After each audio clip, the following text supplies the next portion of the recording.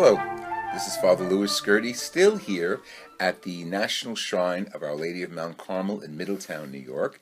And as Carol mentioned in a previous episode, there is a priory on campus, and the director of the novices is with me today, and this is Father Timothy Ennis. Tim, thank you very much. Good to be with you. It's great being here, and I've learned so much so far from Carol. The grounds are unbelievable. So I'm just going to ask you to be an open book. Okay. Tell me what a novice director does and how many novices you have. Well, Carmelite vocation, our formation program has many stages. Initially, they go to Seton Hall in order to take philosophy courses. And after a year, they come to what is called the novitiate, and the novitiate lasts a year and a day. Mm-hmm. And it's basically a time of preparation and discernment where the man discerns whether God is calling him to make the evangelical vows, poverty, chastity, and obedience. The novitiate has several men in it right now? Currently, we have 7. That's great.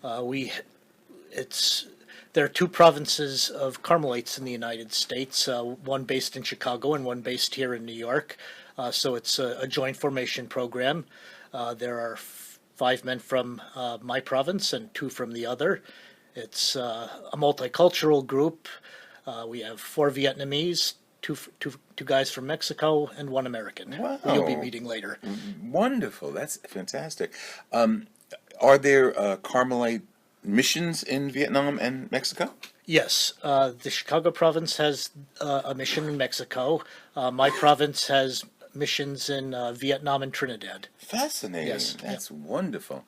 And will these men going through the process be ordained and go back to those provinces or work locally, or hasn't been determined? The purpose was to establish the Carmelite order in those countries. We probably, it's just a guess, but we probably have 20 solemnly professed Carmelites in Vietnam now. So some of them come back here to help out, but by and large it's to establish a mission in Vietnam. That's wonderful. And the age range of the men you have? Early 20s to mid 30s. That's great. That's great. We're noticing that more and more. The second career of many men are coming into the vocations, and I think it makes sense. You know, having been young and lived in the world, then they make a real solid decision. At least I think where the Americans are concerned, it's good for them to have a little bit of work experience Right. before they apply. Okay, culture. That's interesting. Is it not as advantageous for Vietnamese or Mexicans? Well, I don't know about that, but I mean they tend to apply younger. The Vietnamese. Oh, I see. Yeah, I see. Okay. And in those countries, are there minor seminaries? No, they. So everything is here? Yeah. Oh, okay. So they come and they go through the process Yes. here in the United States. That's great. Typical day of a novice is what? Well, we begin with office of readings at 7 o'clock, followed by an hour of meditation. It's usually done quietly in your room. Part of the charism of our order is to kind of find God within the solitary confines of your cell. So there's an hour of meditation, and then followed by morning prayer and mass. The most mornings are kind of taken up with classes on Carmelite spirituality or Carmelite history, usually done in-house, and then the afternoons kind of taken up with house jobs, a lot of things of that nature, cooking, cleaning the house. Sure. And the day concludes with evening prayer and dinner. And they live in the house you call it the priory? Priory. Okay, good. The goal of the Carmelites, the charism of it, what basically is it? Well, I would say we stress strongly the idea of finding God within in a solitary kind of way. We stress, the importance of, being kind of able to live with yourself, by yourself, in your room and find God there. But we do have a ministerial outreach, as you can see. Right. But contemplation is a strong. So the priories throughout the country, throughout the world, are basically prayer communities. Mm-hmm. And are they in parish work too? Yeah, I would say perhaps parochial ministry is probably our main ministry. I see. There are Carmelites who have us work in schools. Before becoming novice director, I worked as a hospital chaplain, Great. and there are a few retreat houses. They're becoming less and less, unfortunately. Right, But right. How many years have you been here? I've moved back and forth a number of times. This is my third stint as novice director. Oh, and where else have you been? I've been a pastor in our parish in Troy, St. Joseph's. I've worked in retreat ministry, hospital ministry. And that's pretty much it. And how many years are you ordained? This will be in June. It'll be my 14th year. Oh, you're brand new. So now in today, 42 years. Oh my goodness. You're brand new. You're a baby. You got a lot to go learn. Give me a little bit of the history of the Carmelites, from the founder to the present, whatever you're comfortable with. Well, perhaps unlike some of the other orders, we don't really have a historical founder per se. We were established in the Holy Land on Mount Carmel. We are most likely a group of hermits already kind of existing there, who went to the Patriarch of Jerusalem, St. Albert, in order to get a rule of life. Oh, that's why St. Albert wrote the rule. Okay. Yes, who wasn't a Carmelite. He was the Patriarch of Jerusalem, and he gave us a very simple rule. But we have no historical founder. We look to Elijah and Mary as our spiritual founders. Right, from Mount Carmel. Yes. Give our audience a little bit of interesting history about Mount Carmel in Jerusalem. Well, it's located outside of Jerusalem. We think that the original Carmelites kind of gathered there because it was connected to Elijah. And there were sources of water there. Always a practical necessity that was important. We stayed there. We didn't stay there very long. We lived kind of a hermetical existence for perhaps maybe 90 years before the reconquest by the Muslims under Saladin. We had to flee, and that's how we established ourselves in Europe, and adopted a more mendicant lifestyle in doing that. And just for our audience, Elijah is, of course, in the Book of Kings. He's one of the great prophets of our church, and the significance of his experience at Carmel is basically his retreats. I mean, we gather a lot of spiritual strength from the stories of Elijah, especially him kind of finding God face to face in the cave in Horeb. In that still small voice. So beautiful, and that's so interesting, because that's what you're still holding on to, is the contemplative life based on the still voice that he found when he found God in that cave. That's beautiful. Yeah, and it's a tension trying to find that amid the busyness of one's life. But I think it's a tension we all have to live, I guess. Right, and quite an experience. How do your young men who are novices adapt to this lifestyle? I mean, I know that it's only novitiate. I shouldn't say only, but it's the novitiate, so it's not the full-blown lifestyle. But how are they adapting?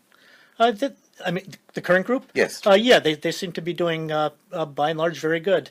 It's hard to kind of slow down for the novitiate year. I mean, they're living a student's life before that. They're taking most of the time a full course load and having ministries. It's kind of difficult to then to kind of take a year-long retreat. Exactly. And that's the purpose of it. It's supposed to be difficult in a way, because in the quiet, your own issues come up, and hopefully, if you confront them, you can discover God's mercy within that. Absolutely. It's so beautiful, because in that quiet, you get a mirror image of who you are, and get to know yourself better in Christ in that experience. When the young men were at Seton Hall, did they travel each day, or they live there? No, they traveled. Wow. And the fellows Little from pilgrims. the other fellows from the other province, the Chicago province, they go to a university in Chicago. Okay, that's great. That's great. And of course, that's where Bishop Barron comes from, Mundelein, and he's such an outstanding character in our church today. Could you name some? I mean, I had this beautiful brochure before from Carol, and I tell you the truth, I have to be honest. I didn't realize how many Carmelite saints you have. Even the patron saint, of course, in the sense Elijah, July 20th. Could you pick out like one or two that are outstanding as far as inspiration for you? For me personally, well, I've always been kind of drawn to John of the Cross.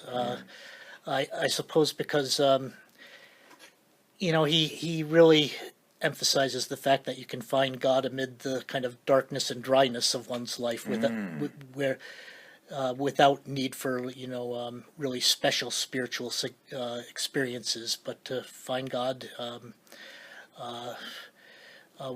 within the quiet and within sometimes difficult experiences. And that's so significant for today's society, as it was in the 16th century, to be able to find the silence of God within your life. That's something for, excuse me, for us to be aware of. You as a Carmelite and the audience as lay people in the world. It's so important, isn't it? And in getting to another saint. Well, he's not a saint yet. He's in the process. We hope, and he'll be approved at some point. I mean, a perfect kind of embodiment in my mind of John's spirituality is Titus Brandsma, who died in Dachau as a Carmelite martyr. And I mean, he wrote things saying, in the confines of Dachau, he had never been so happy. He never had discovered God on such a deep level, and he seems to me kind of like the perfect embodiment of John of the Cross's spirituality. He was confined as a Carmelite? Yes. He was a Dutch Carmelite, and he established kind of an opposing press to the Nazis, and was ultimately killed in Dachau. So you have Edith Stein, who was a Jew and eventually Christian and eventually Carmelite. Yes. And you have Titus Brandsma. Titus. Now, the building locally, is it named after him? That's the novitiate's named after Titus. That's great. So talk about Edith Stein. Just a little intro. Well, again, I mean, I suppose unlike Titus, I mean, she was killed, primarily more for being a Jew. Yes. But I mean, I think she offers a very inspiring story when you think how, when you hear the stories of how in Auschwitz she was such a comforting force to people. Other people were in despair, but I mean, she had the strength of God's love in her and was able to convey that to other people in the darkest circumstances. Beautiful. And her canonization name was changed, right? It's not Edith Stein? Yes, Teresa Benedicta. It's beautiful, beautiful. This is great. Anything else you'd like our audience to know about this particular center and the grounds and the priory? Well, I mean, as you said, it's a beautiful place. And I would encourage everybody to come here and visit if they want to have some quiet time just to pray or to walk around our grounds. I think it's a special place where you can find God. Absolutely. Thank you so much, Father. I really appreciate it. Thanks for having me. This is Father Louis Scurti with the Novice Master here at the Priory and at the Mount Carmel Center here in Middletown, New York. Thank you for joining us. Pass this on to your family and friends, and I'll have Father's email as well as the website for the center up on our site. God bless you. Pass this on to your family and friends.